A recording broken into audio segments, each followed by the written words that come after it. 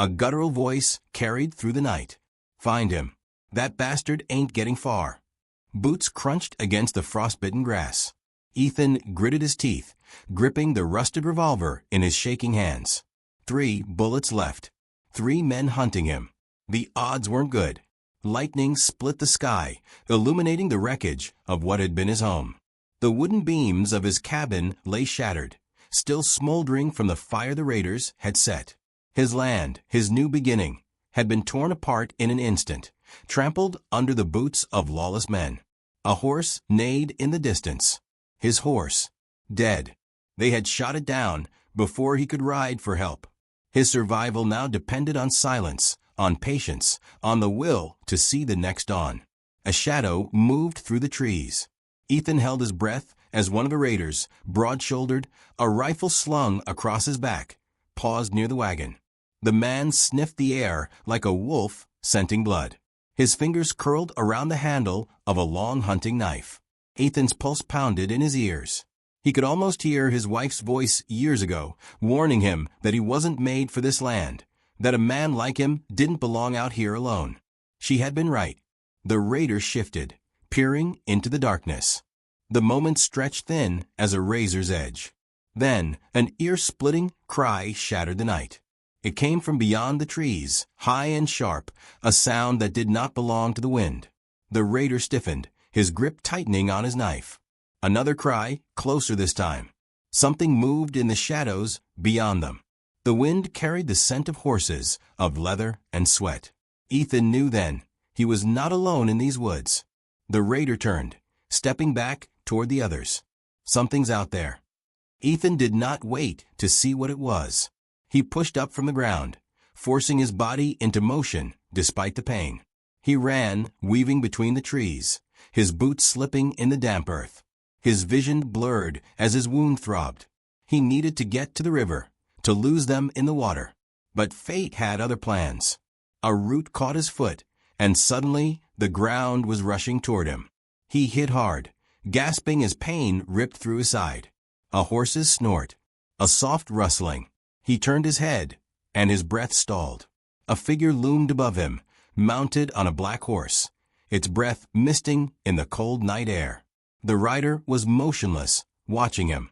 A bow was slung across their back, a quiver full of arrows resting against their hip. The figure's face was half concealed by the darkness, but the glint of obsidian eyes was unmistakable. Ethan froze. A woman, a native huntress. For a long moment, she did not speak. Then, in a voice that carried the weight of 1,000 unsung stories, she said, "You are not dead. Yet." Ethan barely had time to comprehend her words before the sound of pursuit echoed behind him. Shouted orders. Men crashing through the underbrush. The huntress turned her head toward the noise. There was something feral in the way she listened, like a predator reading the land before striking. Ethan forced himself upright. His legs threatened to give, but he braced against the pain. "Help me," he rasped, voice barely more than a breath. The woman remained still. Her face betrayed nothing. Then, without a word, she pulled a knife from her belt and tossed it at his feet. A test. The raiders' voices drew closer. Ethan hesitated only a second before grasping the handle. His fingers curled around the worn grip, a weapon that felt foreign in his hands. He turned, body tense, ready for the fight he could not run from. The huntress nudged her horse forward, slow, deliberate. Then, just as the first raider burst through the trees, she let out a sharp whistle. The shadows moved. A blur of motion. A body dropped from the trees above, landing in a crouch. A second warrior. A blade flashed. The raider's scream barely had time to escape his throat before he crumpled, lifeless. Ethan's blood ran cold. More footsteps. More enemies. The huntress leaned forward, gripping the reins. Her voice was calm, steady. "If you want to live, fight." And then chaos. The forest erupted with violence, bodies colliding in the dark. Ethan's instincts screamed at him to flee, but there was nowhere to run. His survival now depended on steel, on blood, on the will to carve his place in a land that had no mercy for the weak. With a shout, he raised his stolen blade and stepped into the fray. The fire crackled low, casting flickering shadows against the towering pines. Ethan sat rigid, his fingers tightening around the knife's hilt as he watched the huntress across from him. She moved with quiet precision, sharpening a blade with slow, deliberate strokes, her face unreadable in the dim light. She had not spoken since they left the bodies behind, nor had she looked at him. It was as if he were already forgotten, a passing ghost in her world. His hands ached, his knuckles scraped raw from the fight. He had survived, but survival had come at a cost. His body bore new bruises, his wound ached with every breath, and his mind refused to silence the memory of the blood. He had killed a man tonight. His fingers curled against his palm, the weight of it still clinging to his skin like dried earth. The huntress set down her blade, finally meeting his gaze. Her dark eyes studied him, neither cruel nor kind, just assessing. It was unsettling. Ethan was used to words, to people filling silence with nervous chatter, to looks that carried meaning. But her silence was heavier than steel. He exhaled. "You saved my life." She said nothing. He glanced at the surrounding darkness, the vast wilderness that stretched beyond the fire's glow. The raiders were dead, but others would come. He knew the way of men like them. Violence begets violence, and blood was never enough to satisfy. He needed to finish what had started. Ethan swallowed, his voice raw. "I need your help." Still, she did not speak. Instead, she reached into a small satchel at her side, retrieving a strip of dried meat. She tore off a piece with her teeth, chewing slowly. The fire popped between them. His patience thinned. "You know who they are, don't you?" This time, she glanced at him, but her expression remained unreadable. He could feel her measuring him, weighing his words like a hunter, deciding whether the prey was worth the effort. Finally, she spoke. "The Red Scars." Her voice was quiet, but the name carried the weight of something old, something scarred deep into her bones. Ethan nodded. He had heard the name whispered before, spoken in taverns with uneasy glances over shoulders. A gang of outlaws, deserters, and killers. Ruthless men who thrived on the edges of law and civilization. They had burned his home, slaughtered his animals, and left him for dead. "They took everything from me," he said, his jaw tightening. "And if they're not stopped, they'll take from others." The huntress poked at the fire with a stick, embers dancing into the night air. "They took from me too," she murmured. Ethan stilled. There was something beneath those words, something deep, hidden beneath the stoic mask she wore. He didn't press. He knew grief when he saw it. She set down the stick and leaned forward slightly. "You want revenge." He hesitated. "I want justice." She almost smiled at that, but it was a cold thing, a ghost of amusement with no warmth. "Justice," she repeated, as if the word itself was a foolish notion. "Justice does not exist here. Only strength." Ethan knew she was right.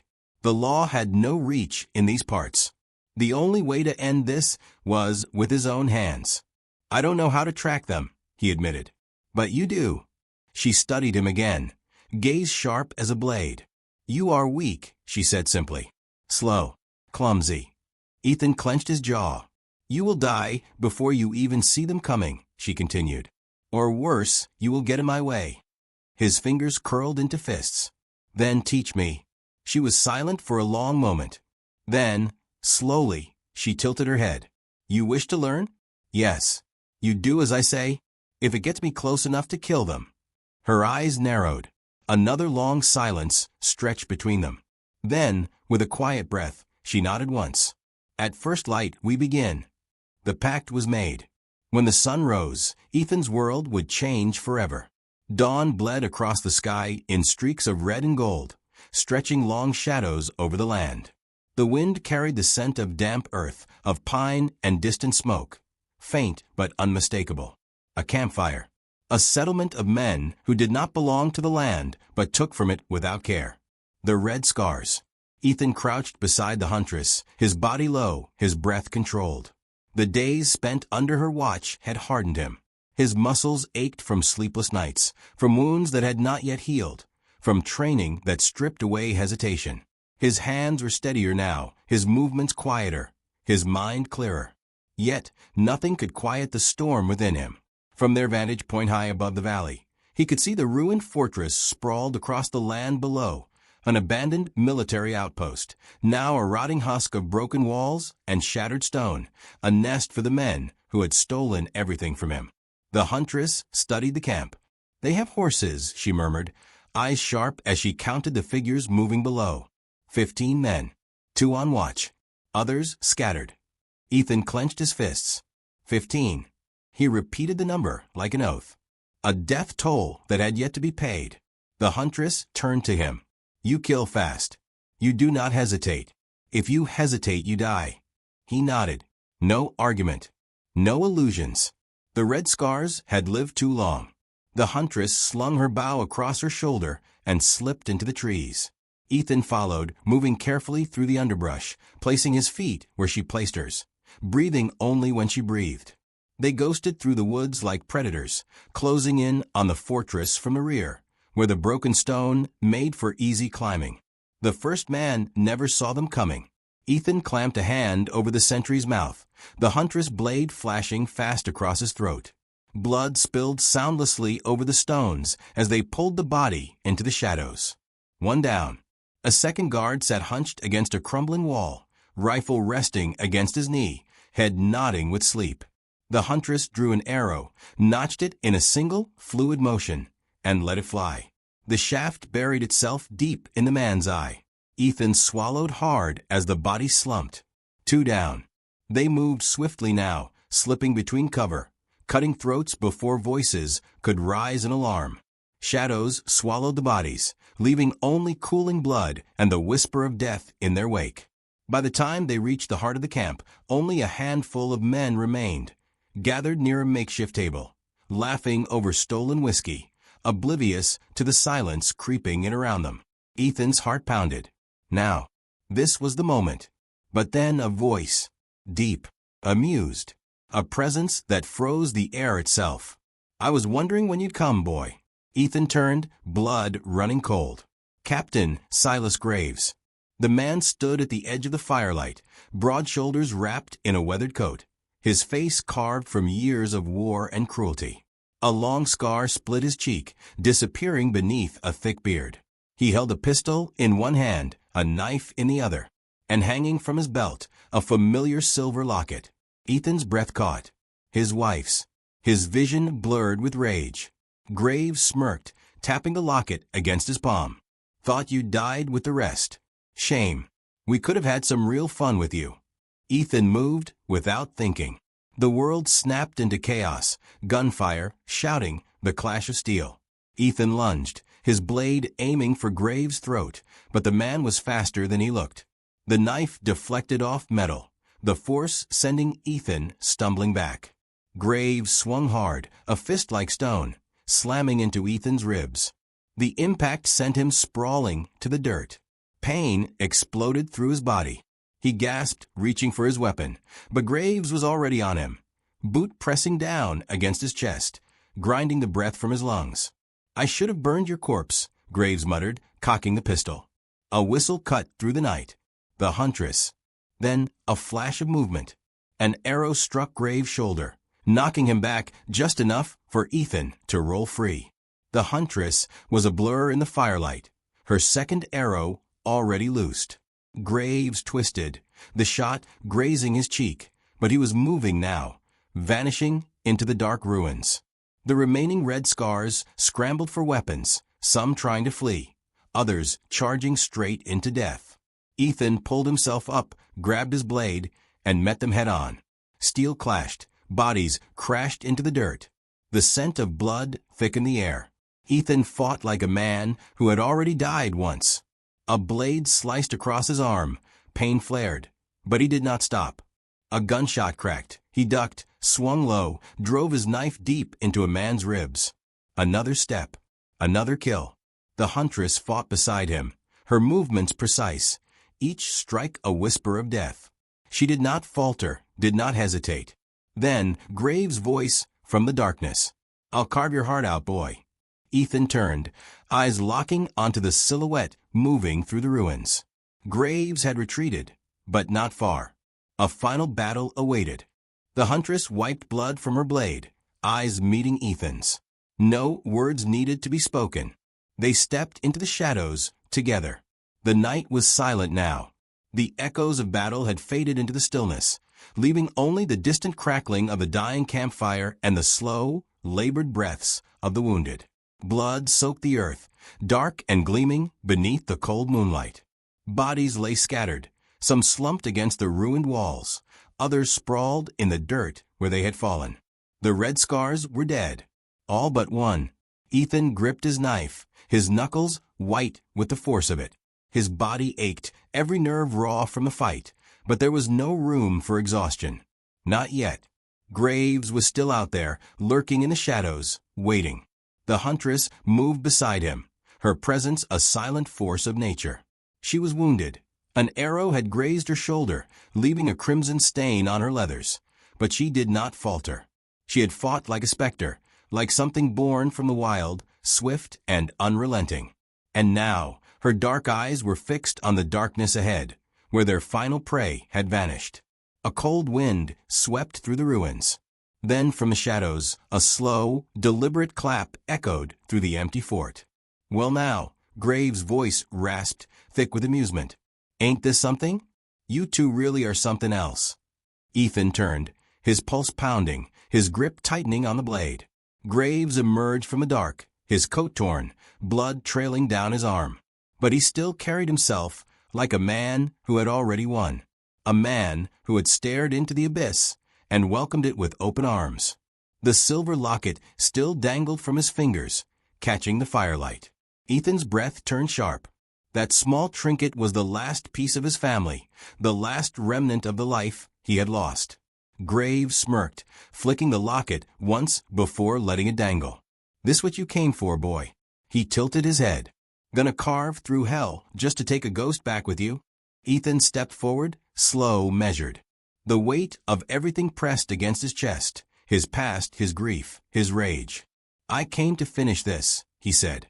Graves chuckled. "Then come on, boy. Show me what you got." The world shrank to a single moment. Graves moved first, fast despite his wounds. His knife slashed out, aiming for Ethan's throat. Ethan dodged barely, feeling the blade graze his skin, hot and sharp. He countered, striking low, but Graves twisted, blocking the blow with the strength of a man who had fought his whole life. They circled each other, breathless, both knowing there would be no second chances. Graves lunged again, this time driving Ethan back toward the ruined wall. Their knives clashed, metal ringing out in the empty fort.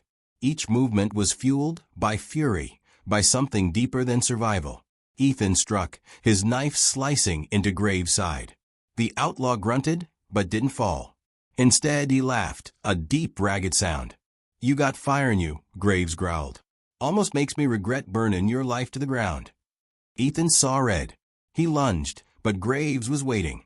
The outlaw drove his fist into Ethan's ribs, knocking the wind from him. Pain exploded through his body as he stumbled back, falling to one knee. Graves loomed over him, raising his knife for the final strike. And then an arrow sang through the air. The huntress shot struck deep into Graves' thigh, piercing flesh and bone. He roared in pain, staggering. The opening was there, a fraction of a second, the space between life and death. Ethan lunged forward, driving his knife deep into Graves' chest. The outlaw gasped, his body going rigid, the fight draining from his limbs. He looked down at the blade buried in his heart, his smirk faltering. "Well, shit." His breath rattled. "Guess I lost, huh?" Ethan twisted the knife. "You never won." Graves collapsed. His body hit the ground hard, the locket slipping from his fingers. The firelight flickered against his lifeless eyes. It was over. Ethan exhaled, his entire body trembling as he pulled the knife free. The world blurred around him, but the weight in his chest, the endless ache that had driven him here, was suddenly lighter. Not gone, but no longer suffocating. The huntress approached, silent as ever. She studied Graves' body for only a moment before turning to Ethan. He met her gaze, expecting her to say something, to acknowledge what they had done. But she only nodded, and that was enough. Ethan bent down and picked up the locket. His fingers traced a small, familiar shape, worn smooth with time. He closed his eyes for a brief moment, then slipped it into his pocket. The fight was done, but the road ahead was still waiting. By morning, they stood at the edge of his ruined homestead. The land was scorched, the remnants of his cabin little more than ashes. There was nothing left to return to, nothing left to rebuild. Ethan turned to the huntress. "Come with me," he said. "We could." But she was already shaking her head. "This is not my home," she said. "Not my fight." He swallowed, nodding, though a part of him had known she would not stay. "You saved my life," he said. She regarded him with something almost like respect. "You fought for it." She stepped back, pulling something from around her neck, a small talisman, carved from bone and bound with leather. She pressed it into his hand, her fingers lingering just long enough for him to feel the weight of what it meant. "A warrior does not forget," she murmured. Then, without another word, she turned and mounted her horse. Ethan watched as she rode into the distance, her silhouette merging with the land itself. A force of nature, untamed and unstoppable. He stood there long after she was gone, the talisman in one hand, the locket in the other. For the first time in a long time, he wasn't sure where the road would take him. But he knew this. He was still standing. And that was enough.